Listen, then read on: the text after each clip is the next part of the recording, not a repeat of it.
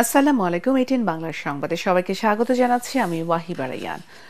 মঙ্গল শোভাযাত্রার নাম বদলে হলেও বর্ষবরণ আনন্দ শোভাযাত্রা। ঢাকা বিশ্ববিদ্যালয়ের চারুকলা অনুষদের সংবাদ সম্মেলনে আয়োজকরা জানান, 1989 সাল থেকে বাংলা নববর্ষের যে শোভাযাত্রা বের করা হয় তার নাম শুরুতে আনন্দ শোভাযাত্রাই ছিল। ফ্যাসিবাদের অবসানের পর নতুন দিনের প্রত্যাশায় এবার আরও বৈচিত্র্যময় নববর্ষ উদযাপনের প্রস্তুতিও শেষ পর্যায়ে বলে জানান ঢাকা বিশ্ববিদ্যালয়ের উপাচার্য অধ্যাপক নিয়াজ আহমেদ খান। রিপোর্ট করছেন আদ্দিন সজীব।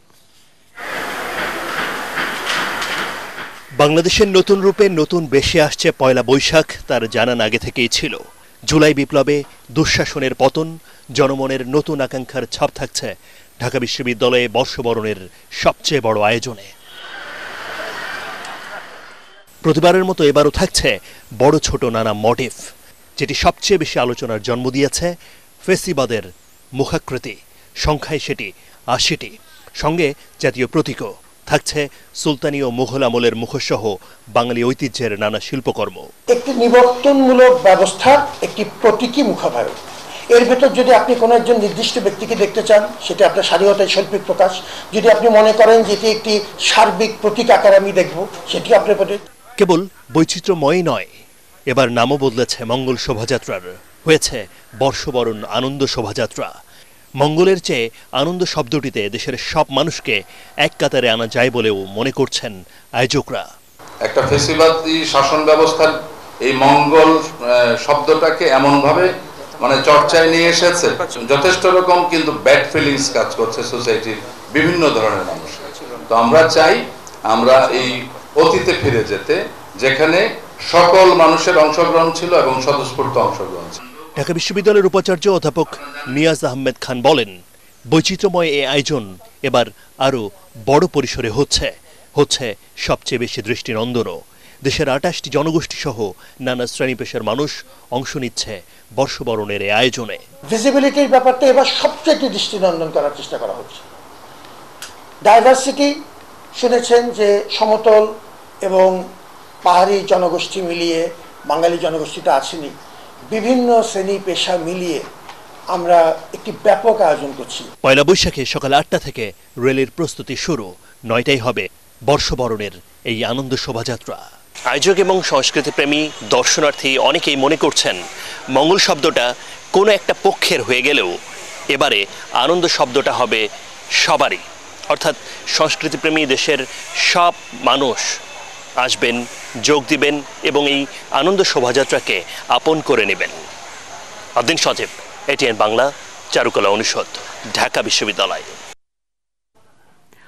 অন্ধ্রপ্রদেশ সরকারের দীর্ঘ সময় ক্ষমতায় থাকার কোনো অধিকার নেই। নির্বাচন দিয়ে মানুষের গণতান্ত্রিক অধিকার ফিরিয়ে দেওয়ার আহ্বান জানিয়েছেন বিএনপির স্থায়ী কমিটির সদস্য সেলিমা রহমান। বাংলাদেশ ডিপ্লোমা মেডিকেল অ্যাসোসিয়েশনের বিশেষ কাউন্সিল অধিবেশনে তিনি একথা বলেন। এই সময় তিনি আরও বলেন, দেশের বিশৃঙ্খলা দূর করতে অন্তর্বর্তী সরকারকে ডিসেম্বরের মধ্যে নির্বাচনের প্রতিশ্রুতি বাস্তবায়ন করতে হবে। এছাড়া ভারত বাংলাদেশের উপরে যে আধিপত্য বিস্তারের চেষ্টা করছে তা মোকাবেলায় নির্বাচিত সরকারের বিকল্প নেই। এ সময় ভারতের আধিপত্যবাদের সমুচিত জবাব দিতে অন্তর্বর্তী সরকারের প্রতি আহ্বান জানান বিএনপি নেতারা। স্বরাষ্ট্র উপদেষ্টা আজকে বলেছেন, এই সরকারকে 5 বছর ক্ষমতায় তারা রাখতে চায়। দেশ নাকি রাখতে চায়। দেশ কি রাখতে চায় আমরা জানি। 5 বছর থাকার মতো এই সরকারের কোনো অধিকার নাই। বর্তমান সরকার ডক্টর ইউনূস তার যে কাজ আছে সেগুলো সুন্দরভাবে কাজ করছেন। আমরা আশা করব তিনি যে কথা বলেছেন ডিসেম্বরের মধ্যে তিনি নির্বাচন দেবেন, সেই কথায় তিনি থাকবেন। ফিলিস্তিনের নিরীহ মুসলমানদের উপর ইসরায়েলি বাহিনীর বর্বরতার প্রতিবাদে বিক্ষোভ সমাবেশ করেছেন ধর্মপ্রাণ মুসল্লিরা। বাদ জুম্মা বায়তুল মোকাররম জাতীয় মসজিদের উত্তর গেট থেকে শুরু হয়ে বিক্ষোভ মিছিলটি শহরের বিভিন্ন সড়ক প্রদক্ষিণ করে। বিভিন্ন ব্যানারে বিক্ষোভ মিছিলে অংশ নেন লাখো মুসল্লি। এ সময় তারা বলেন, মুসলিম বিশ্ব ঐক্যবদ্ধ হলে ইসরায়েল পিছু হটতে বাধ্য হবে। কিন্তু আরব বিশ্বের নিরাপত্তায় একের পর এক হামলা চালাচ্ছে ইসরায়েলি দখলদার বাহিনী।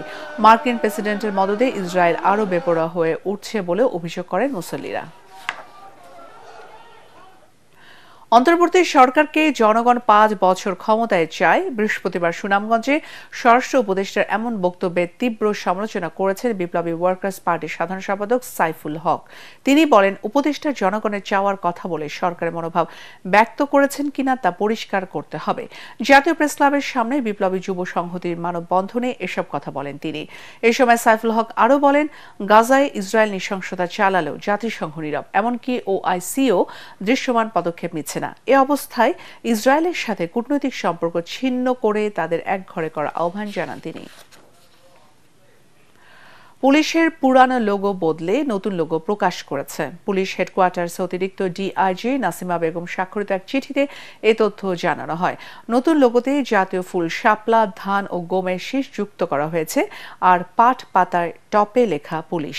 চিঠিতে উল্লেখ করা হয়, লোগো এরই মধ্যে অনুমোদন করেছে কর্তৃপক্ষ। প্রজ্ঞাপন জারি হলেই পরিবর্তন করা হবে। এছাড়াও পরিবর্তন আনা হয়েছে পুলিশের ইউনিফর্ম, সাইনবোর্ড ও পতাকায়।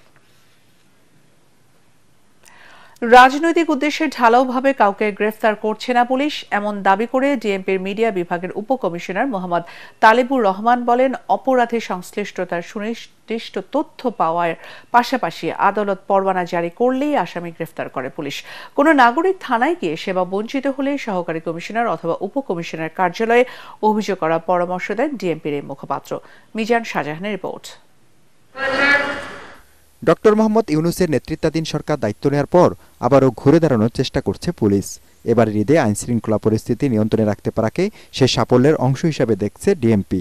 পুলিশের সবচেয়ে বড় এই ইউনিটের মুখপাত্র বলেন, 2 কোটিরও বেশি মানুষের নিরাপত্তার দায়িত্বে ডিএমপি। থানায় গিয়ে বা ফোন করে কেউ সেবা বঞ্চিত হলে সংশ্লিষ্ট বিভাগের ডিসি অফিসে যোগাযোগের পরামর্শ দেন তিনি। পুলিশের সেবার মূল কেন্দ্রটা থানায় সেবা নেওয়ার ক্ষেত্রে প্রথমত যে সরাসরি গিয়ে সেবা নেওয়ার সুযোগ রয়েছে, তার বাইরে 999-এর মাধ্যমে অথবা থানা যদি ফোন করা হয় সেক্ষেত্রে পুলিশ অবশ্যই দ্রুততম সময়ের ভিতরে সাড়া দিবে। এর বাইরে যদি থানায় গিয়ে কেউ প্রতিকার না পায় সেক্ষেত্রে সংশ্লিষ্ট জোনাল অফিসগুলো রয়েছে, সংশ্লিষ্ট ডিসি অফিসগুলো রয়েছে, সেখানে তারা তাদের বিষয়টা অভিযোগ আকারে জানাতে পারে, তাহলে প্রয়োজনীয় ব্যবস্থা গ্রহণ করা হবে। এবার ঈদে 9 দিনের ছুটিতে 999-এ কল আসে 2,40,693টি। এর 56% কলে তথ্যই ভুয়া ছিল বলে জানান তিনি। আমরা সবার কাছে অনুরোধ করব, আপনারা কোনো রকমের বিভ্রান্তিকর অথবা ভুল তথ্য প্রদান করা থেকে বিরত থাকবেন। সম্প্রতি পুলিশের গ্রেপ্তারি তৎপরতা নিয়ে সমালোচনা জবাবও দেন ডিএমপির এই মুখপাত্র। রাজনৈতিক গ্রেপ্তার বলতে কোনো কিছু নেই। যাদের বিরুদ্ধে সুনির্দিষ্ট অভিযোগ রয়েছে, যারা দেশকে অস্থিতিশীল করার পায়তারা করছেন, তাদের বিরুদ্ধে আমরা আইনানুগ ব্যবস্থা গ্রহণ করছি। কোর্ট থেকে প্রাপ্ত ওয়ারেন্টের মূল্যে আমরা গ্রেপ্তার করে থাকি। এর বাইরে অনেক সময় আমরা প্রতিরোধমূলক কিছু কার্যক্রমের অংশ হিসাবে গ্রেপ্তার করি। ঢাকা মহানগরের যানজটের অন্যতম কারণ মূল সড়কে রিকশা ও ব্যাটারি চালিত অটোরিকশার দৌরাত্ম্য। পরিস্থিতি নিয়ন্ত্রণে পুলিশ বিশেষ ব্যবস্থা নিলেও বিকল্প পথে মূল সড়কে রিকশা উঠছে। এই অবস্থায় সবাইকে নিজ নিজ অবস্থান থেকে দায়িত্বশীল আচরণ করার পরামর্শ পুলিশের। মিজান শাহজাহান, এটিএন বাংলা, ঢাকা। ভারতের স্থলবন্দর ব্যবহার করে তৃতীয় দেশে পণ্য রফতানি চুক্তি বাতিল করায় রফতানি বাণিজ্যে বিরূপ প্রভাব পড়ার আশঙ্কা ব্যবসায়ীদের। 2 দেশের সরকারের মধ্যে আলোচনা করে বিষয়টি দ্রুত সমাধানের দাবি তাদের। তবে ভারত বাংলাদেশের মধ্যে আমদানি রফতানি বাণিজ্য স্বাভাবিক রয়েছে বলে জানিয়েছে বেনাপোল বন্দর কর্তৃপক্ষ। বেনাপোল প্রতিনিধি আহমদ আলী শাহিনের রিপোর্ট, জানাচ্ছেন আসিফুর রহমান সাগর। ট্রান্সশিপমেন্টের মাধ্যমে ভারতের ভূখণ্ড ব্যবহার করে বাংলাদেশের পণ্য তৃতীয় কোনো দেশে যাওয়ার জন্য 2020 সালের 29 জুন চুক্তি হয়। দেশের central board of indirect taxes and customs মঙ্গলবার সেই চুক্তি বাতিল করে।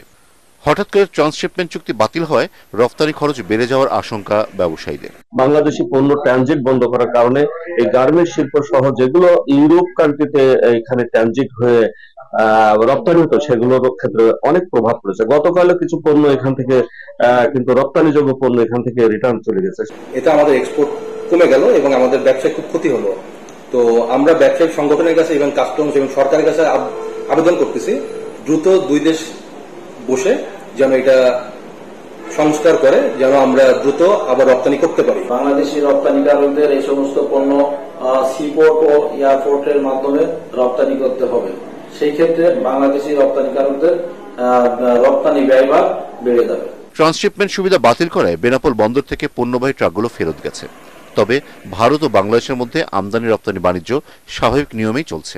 বাংলাদেশ থেকে ভারতের মধ্য দিয়ে থার্ড কান্ট্রিতে যেসব পণ্য যেত ওই সমস্ত ক্ষেত্রে কিছু কিছু রপ্তানি হয়তো বাধাগ্রস্ত হতে পারে। তবে মোটা দাগে ভারতে যে রপ্তানি আমাদের দেশ থেকে হয়ে থাকে প্রতিদিন, সেটি কিন্তু একেবারে স্বাভাবিক আছে এবং সেটি অব্যাহত আছে। গতকালও 81 ট্রাক পণ্য বাংলাদেশ থেকে ভারতে রপ্তানি হয়েছে। দুই দেশের সরকারের মধ্যে আলোচনা করে বিষয়টি দ্রুত সমাধানের আহ্বান ব্যবসায়ীদের। Bureau report, ATN Bangla. খেলার খবর, লিভারপুলের সঙ্গে নতুন চুক্তি করেছেন মিশরীয় ফুটবলার মোহাম্মদ সালাহ। সে অনুযায়ী 2027 সাল পর্যন্ত বর্তমান ক্লাবে থাকছেন তিনি। লিভারপুলের ওয়েবসাইটকে সালাহ বলেন, তিনি সই করেছেন কারণ তিনি মনে করেন তাদের অন্যান্য ট্রফি জয়ের সুযোগ আছে এবং খেলাটা উপভোগ করতে পারবেন। AS রোমা থেকে 2017 সালে প্রায় 573 কোটি 31 লাখ টাকায় লিভারপুলে যোগ দিয়ে premier league, FA cup, league cup, community shield, super cup, club বিশ্বকাপ জয়ের পাশাপাশি চ্যাম্পিয়ন্স লিগও জিতেছেন সালাহ। শুধু তাই নয়, লিভারপুলের ইতিহাসের তৃতীয় সর্বোচ্চ গোলদাতাও তিনি। পরবর্তী সংবাদ দেখার আমন্ত্রণ জানিয়ে এখনকার মতো শেষ করছি। ATN বাংলার সংবাদ ইউটিউবে দেখতে ব্রাউজ করুন youtube/ATN বাংলা নিউজ। ধন্যবাদ।